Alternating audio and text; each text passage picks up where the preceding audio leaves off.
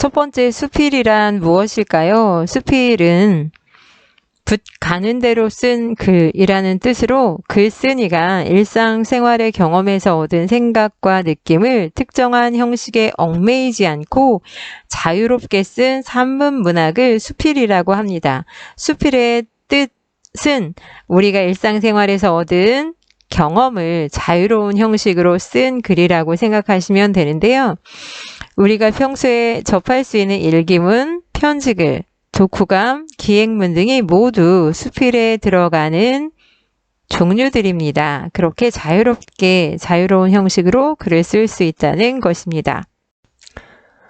수필의 특성에는 어떤 것들이 있을까요? 수필의 특성을 한번 살펴보도록 하겠습니다. 수필에는 첫 번째, 형식이 자유롭다라는 것이 가장 큰 특징인데요. 자유로운 형식, 붓 가는 대로 쓴 글, 무형식의 형식이란 말을 쓰는데요. 형식이 정해져 있지 않고 자유롭게 쓸 수 있습니다. 일기문처럼 쓸 수도 있고 편지글처럼 쓸 수도 있고 기행문이나 독후감처럼 쓸 수도 있는데요. 그렇다고 아예 형식이 전혀 없다라고 생각하시면 좀 곤란하고 다른 문학의 장르에 비해서 자유롭다라고 생각하시면 됩니다. 비전문적인 글이다라는 말 쓸 수 있는데요. 누구나 쓸 수 있습니다. 어린아이, 가정주부, 할머니, 할아버지 다 쓸 수 있습니다. 작가가 아니어도 전문 지식을 갖고 있지 않아도 쓸 수 있는 글이 수필입니다. 세 번째, 자기 고백적인 글이라는 표현 쓸 수 있는데요. 글쓴이가 자신의 생각을 가장 솔직하게 털어놓을 수 있는 글이 수필입니다. 그래서 자신의 경험이나 생각, 느낌, 보고 들은 것 여러 가지들을 솔직하게 쓸 수 있습니다. 또한 수필은 개성적인 글이다, 개성의 문학이야 라는 말 쓰는데요. 글쓴이의 가치관이나 인생관, 생활 방식 등 글쓴이의 개성이 강하게 드러납니다.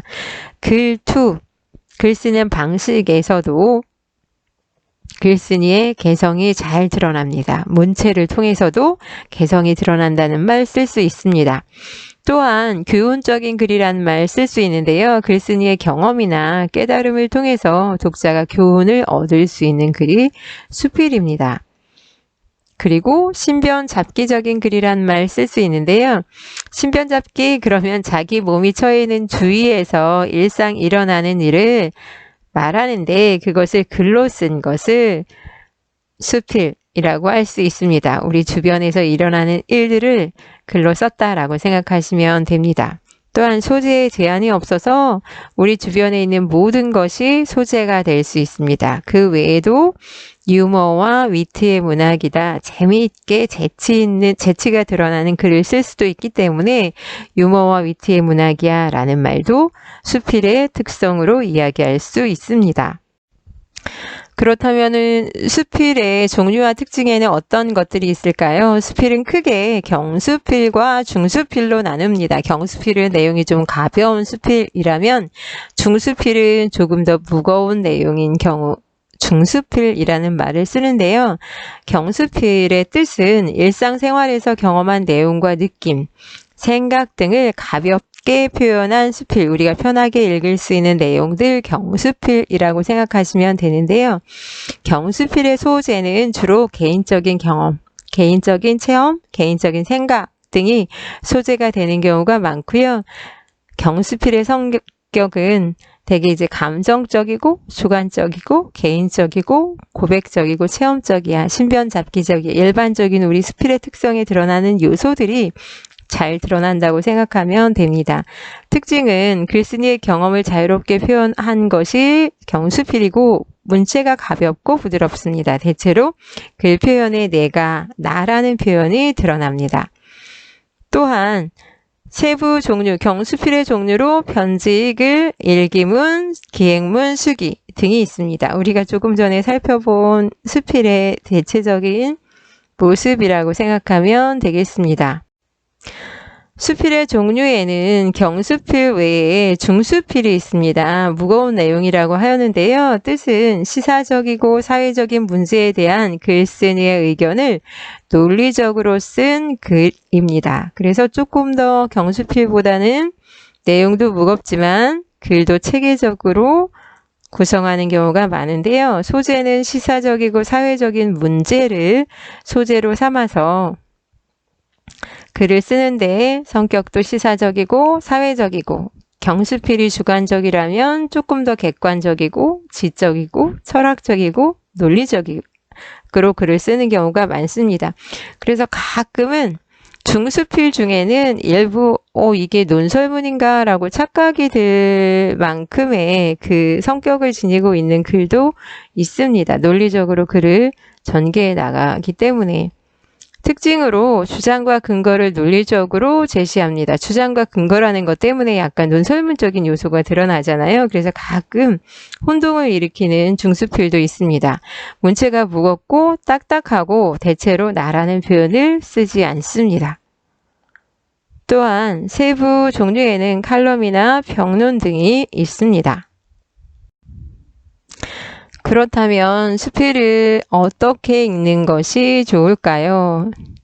글에 제시된 글쓴이의 경험이나 성격, 생활 방식 등을 살피며 읽습니다. 글을 읽으면서 글쓴이가 어떤 경험을 했는지, 글쓴이의 성격은 어떤지, 어떤 가치관이 드러나는지 등을 살펴보며 읽는 것이 좋은데요.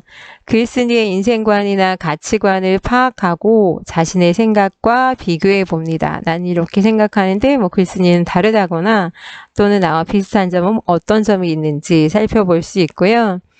글이 주는 교훈을 파악하고 자신의 삶과 관련지어 돌아볼 수 있습니다. 성찰, 그러면 자기 삶을 돌아보고 반성하는 것을 말하는데요.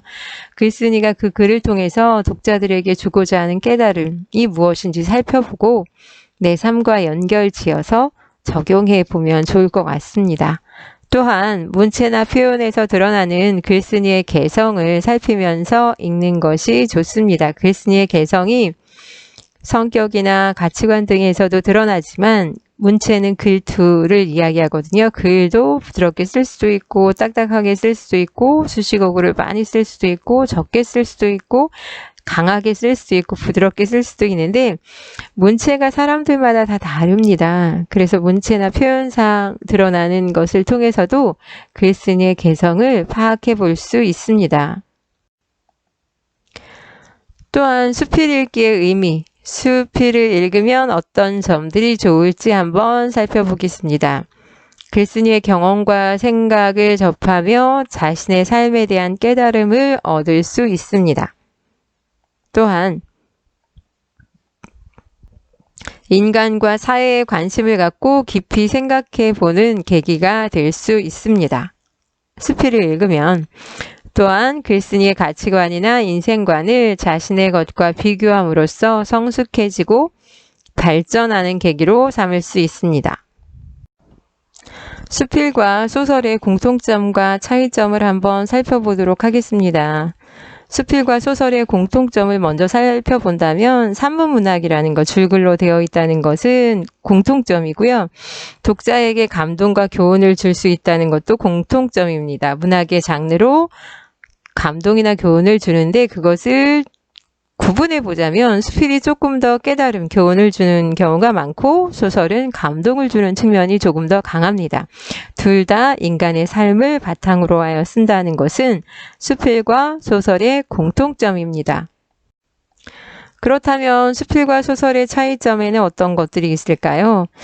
글 속에 수필에도 소설에도 나가 등장할 수 있는데 수필 속에 나는 글쓴이 자신이라면 수필은 사실을 기록한 거니까요. 소설 속에 나는 글쓴이가 작가가 창조한 허구적 인물입니다. 소설은 기본적인 가장 큰 특성이 허구성이라고 하였습니다. 상상하여 꾸며 썼다고 하였습니다. 성격을 보자면 수필은 사실인데 비해서 소설은 허구적이라는 것, 그리고 내용적인 측면에서 살펴보자면 수필은 글쓴이의 경험과 생각을 중심으로 하여 썼다면 소설은 글쓴이가 꾸며낸 이야기입니다. 형식을 보자면 수필은 자유롭게 썼다면 소설은 일정한 구성 단계가 있습니다. 우리가 소설을 배울 때 소설은 5단계 구성 단계를 갖는다. 갈등의 양상에 따라 발단, 전개, 위기, 절정, 결말, 5단계 구성 단계를 갖고 있다고 배웠습니다. 인생관은 수필은 글쓴이의 가치관이나 인생관이 소설보다 조금 더 직접적으로 제시되는 경우가 많고요. 소설은 허구의 이야기를 통해 간접적으로 제시되는 경우가 많아서 독자들이 잘 찾아내야 합니다.